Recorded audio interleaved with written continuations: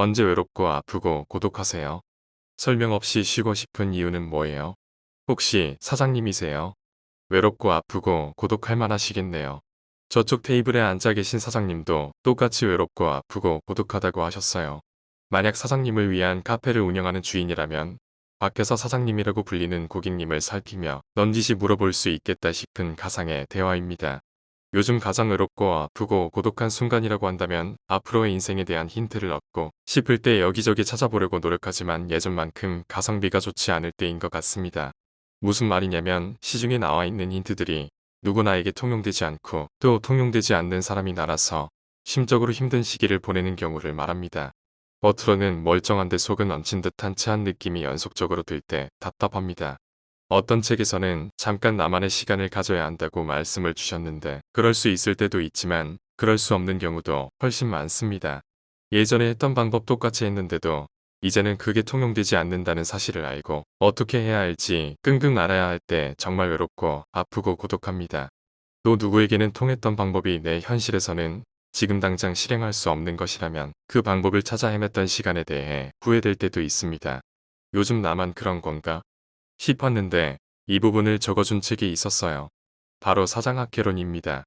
얼마 전 크게 아팠습니다. 몸과 마음이 지쳐서 정말 힘든 시간을 보냈습니다. 이런 적이 오랜만이어서 어떻게 해야 하나 걱정을 많이 했습니다. 이것저것 해봤던 것 같습니다. 그동안 했었던 것을 그대로 다시 해보기도 하고 그동안 잘 알고 있었던 방법을 다시 찾아서 다시 한번 해봤습니다. 그런데 아무 소용도 없더라고요. 그리고 이런 상황이 된다면 이렇게 해야지 라고 했었던 방법도 준비했기 때문에 그 방법도 따라했습니다. 효과가 없었습니다. 나는 대중에 속해 있지만 대중에게 통하는 방법이 나에게는 통하지 않을 수 있구나. 이런 생각이 문득 들었어요. 그렇게 평소처럼 시중에 나온 책에서 답을 얻고 싶었지만 끝끝내 해결책을 얻지 못하였습니다. 이렇게 대중에서 답을 못 찾다가 마지막으로 지푸라기라고 잡는 심정으로 사장학개론을 읽었습니다. 그때 마음이 딱 이랬던 것 같아요. 이분도 너랑 똑같이 외롭고 아프고 고달픈 사장이시잖아. 맞지? 맞잖아. 혼자서 이렇게 악으로 깡으로 읽었습니다. 책에서 이런 말씀을 하시더군요. 성공한 사람의 인생은 성공한 이후에 보장되어 평범한 사람의 인생을 망친다. 나의 성공 노하우는 이미 효용 가치가 없다. 그 가치는 내가 사용하고 난 후에 사라져 버렸다. 남은 거라고는 그런 방식으로 성공했다는 스토리만 남아있는 것이다. 따라한다고 될 일이 아니다.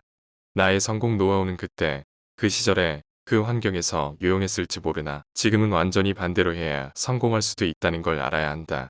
현재 저는 회사에 다니지 않습니다. 창업을 했어요. 정말 창업하고 나서 초기 5개월간에는 온 세상이 아름답고 좋았어요.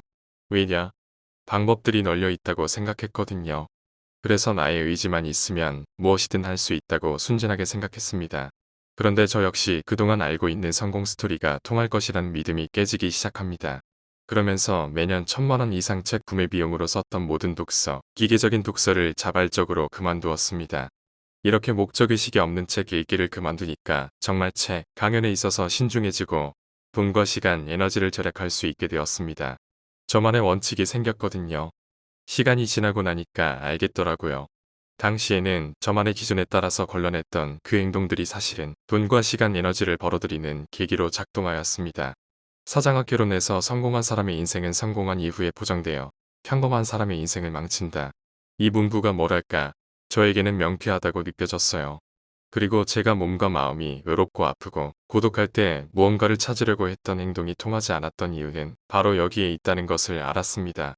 성공한 사람의 인생에서는 배울 점은 배우되 그 자체만으로 내 인생을 바꿔주지 않는다.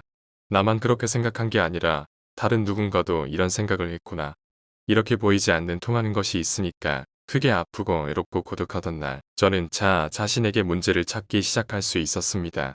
힌트는 어딘가에 있었고 문제는 나에게 있었고 해결책 역시 나에게 있었다.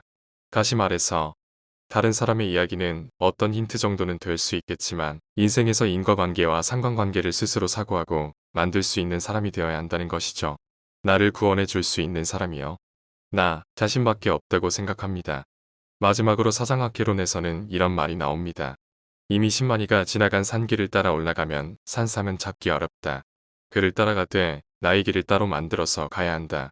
이것이 죽은 지식에서 산 가치를 얻는 방법이다.